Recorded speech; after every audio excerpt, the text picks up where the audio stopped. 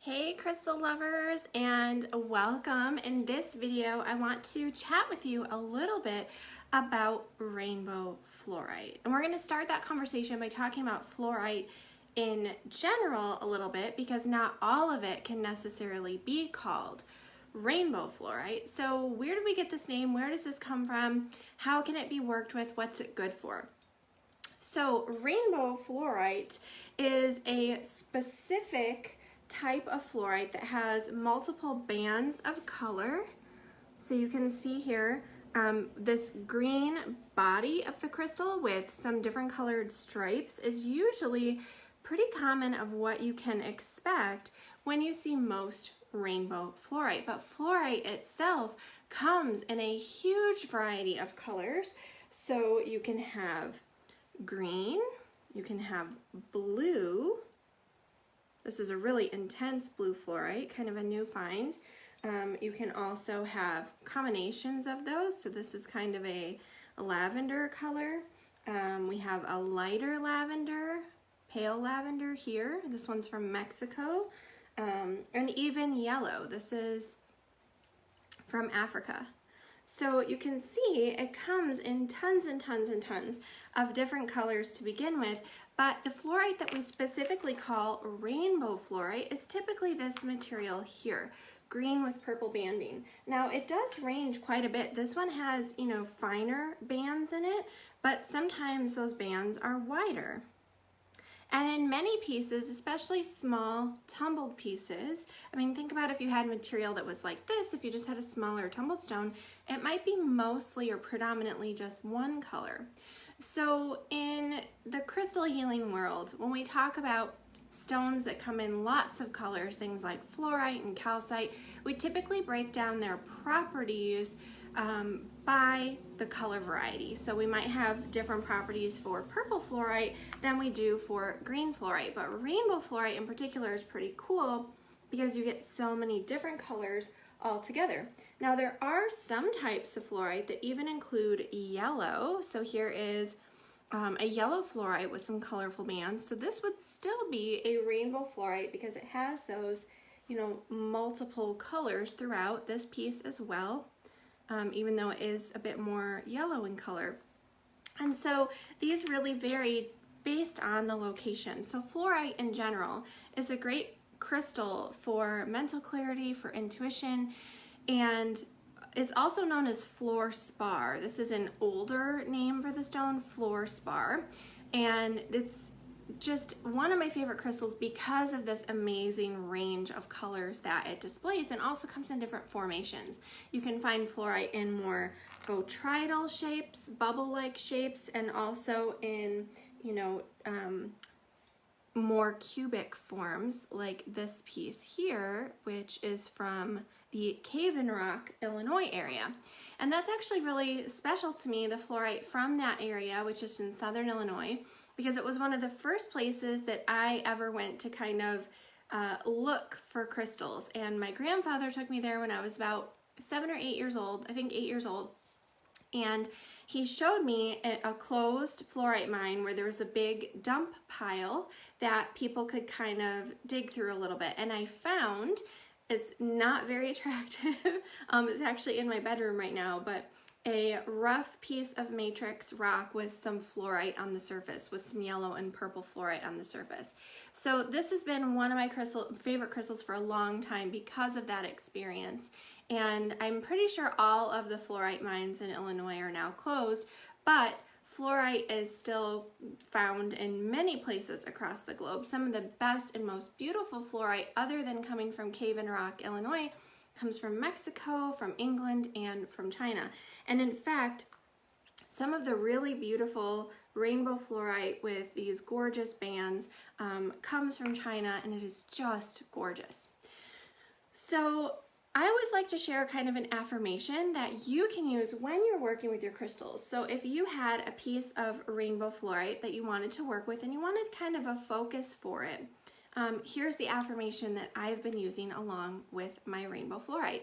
My mind is clear, allowing me to co-create with the universe. And this is, like I said, it's great for mental clarity. And look how clear that is It's just a really stunning crystal, and it often has all these beautiful little rainbows in it too, because of the way that the light reflects and refracts off the internal surfaces. So what are the metaphysical properties or qualities of this stone? Now keep in mind, these come from personal experience, they come from historical sources, but there are some properties that are pretty commonly shared across the board when you look at different sources. So rainbow fluorite, great for enhancing energetic protection. It's an excellent stone for setting boundaries energetically. It also supports you while you work to reduce your stress, and I think a lot of that is because it provides some clarity. So it takes some of those questions and some of that uncertainty out of the mix, which helps support you while you're working to reduce stress.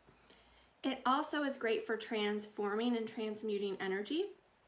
So if you have energy that is in your space or in your own energy field or energy of a situation that's not really supporting you, that you want to kind of shift up a little bit, it can help you do that. It also strengthens your intuition. It's a great stone for enhancing your intuition.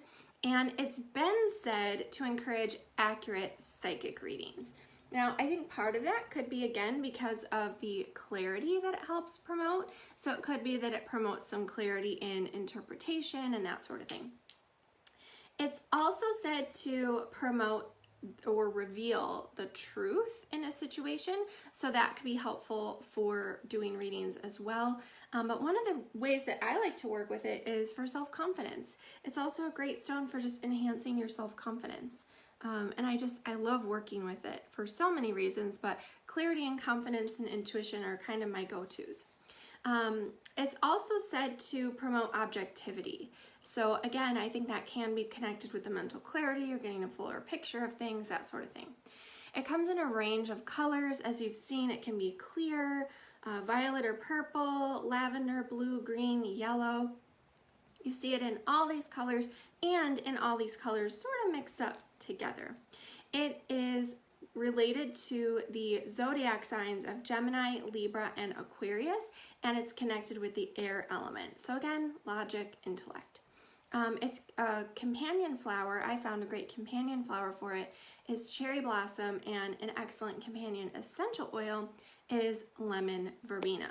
Now, if you want to pair this with another stone, a great stone to pair it with is black onyx, because the black onyx helps bring in some grounding. So once you have that kind of mental clarity, it keeps you grounded, and it also is an excellent protective stone. So whereas this one helps you set energetic protective boundaries, the black onyx then reinforces that.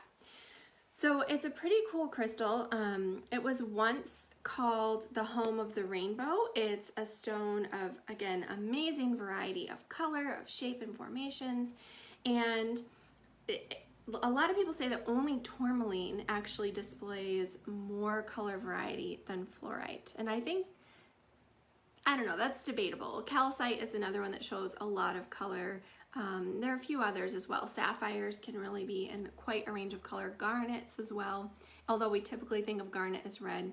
The name fluorite comes from the Latin word flow, for flow, which is because fluorite is mainly formed at fairly low temperatures, and so it has this kind of flow state to it.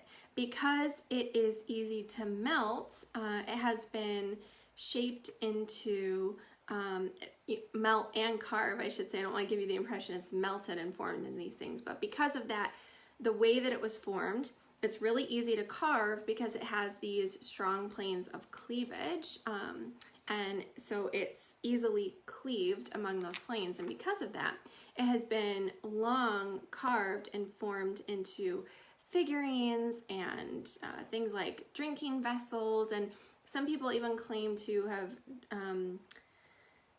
found some research, I haven't found this myself, but that the Romans made fluorite cups and drank wine from fluorite cups, saying it made the wine taste better.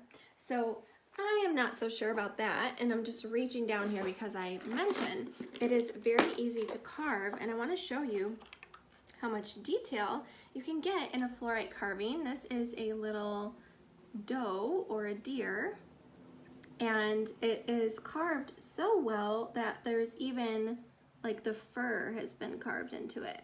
And it is a relatively softer stone, so easy to work that way as well, which is pretty cool. It is, I think, again, you know, best known for this ability to promote clear thinking, but because of that clarity that it provides, I think it's great for helping you focus in on what's most important in a situation. So often we can feel really overwhelmed by things when they feel a little bit too big for us to deal with or that kind of thing. And because it provides some of that clarity, it helps you focus on where your attention needs to go. This is another way it's connected to that idea of being sort of a flow stone. So if you've been feeling really scattered or pulled in a lot of directions, fluorite may make a good companion for you to work with. It's also connected with the Crow Moon in my book, Cosmic Crystals. This is one of the ways that I like to work with it, is at the time of the Crow Moon, which is the full moon in March. And it also pairs well with black tourmaline and blue apatite. I mentioned black onyx is a great companion crystal for it, but black tourmaline and blue apatite are also great because they help shed more light on your current situation, which is one of the things that fluorite is so great for in and of itself. So it really helps you kind of hone your skills, set an action plan, sort of some goals and step-by-step to find the best way forward for yourself in a situation. And one of the reasons I think this works so well is because when you have that clarity of mind again, that fluorite helps create, you're better able to visualize the bigger picture. You're better able to see what is unfolding and make some plans. So I hope that you enjoyed this chat about rainbow fluorite. If you want to learn a little bit more about this stone, see some beautiful pictures of it, and listen to this week's podcast episode on the Love and Light Live Crystal Healing Podcast, just click the link I've shared in this video description. It will take you over to the blog where you can read all about fluorite, stream the podcast, and let me know what you think. So thank you so much for tuning in. I'm Ashley Lavey here at the Love and Light School of Crystal Therapy. Until next time, crystal blessings.